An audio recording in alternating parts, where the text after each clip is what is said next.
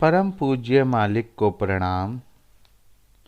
सभी भाइयों और बहनों को प्रणाम। आइए अनंत की यात्रा करते हुए पत्र संख्या 47 पढ़ते हैं, जो पूज्य बाबूजी महाराज ने बहन कस्तूरी जी को लिखा था। प्रिय बेटी कस्तूरी, खुश रहो।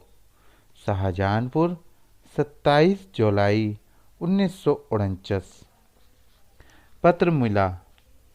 हाल मालूम हुआ। हमारे यहाँ कोई नहीं रुकता। अगर विश्वास ठीक हो, ऐसे स्टेशन जरूर आते रहते हैं जहाँ पर ठहराव कुछ हो जाता है। अगर ज़्यादा दिनों तक ठहराव रहे तो तरक्की में उतने ही दिनों कमी रहती है, और अगर कम रहे तो कोई हर्ज नहीं होता। यह ठहराव भी बड़ा मुबारक है। इससे आगे बढ़ने की ताकत पैदा हो जाती है। एक कारण रुकाव का और हो जाता है, वह यह है कि ज़्यादा खाना खा जाने से हजम नहीं होने की वजह से यह बात पैदा होती है। महात्माओं ने इसको भी मुबारक कहा है।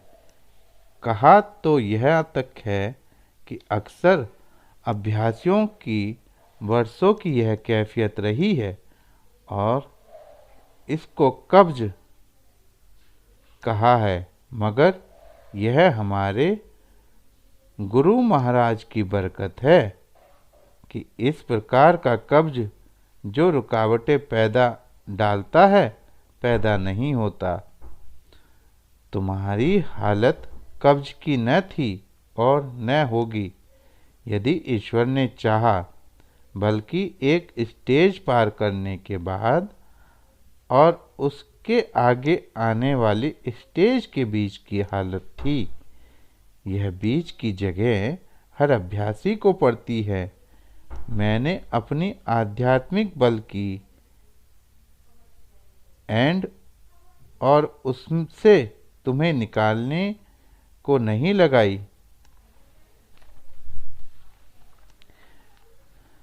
मैंने अपने आध्यात्मिक बल की उससे तुम्हें निकालने को नहीं लगाई। तुम अपनी ताकत से स्वयं निकल आई, और मैं चाहता भी यही था। अगर अब तक उस हालत से न निकलती तो जरूर मैं अपनी विल एक्सरसाइज करता। सबसे अच्छा चलना तो उसी को कहते हैं कि अपनी मेहनत से आगे बढ़ो। तुम्हें अपने चित्त में गिलानी नहीं करनी चाहिए, इसलिए कि अगर यह हालत न होती तो तुम उससे निकलने की कोशिश नहीं करती। अब चूंकि इससे निकलने के लिए अपने हाथ पैर चलाए हैं, इसलिए आगे बढ़ने की और ताकत आ गई।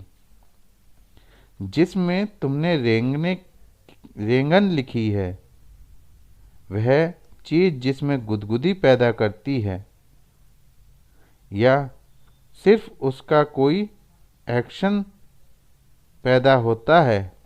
दूसरी बात यह है कि यह चीज़ बढ़ रही है या उतनी ही है, और किस वक्त मालूम पड़ती है या नहीं।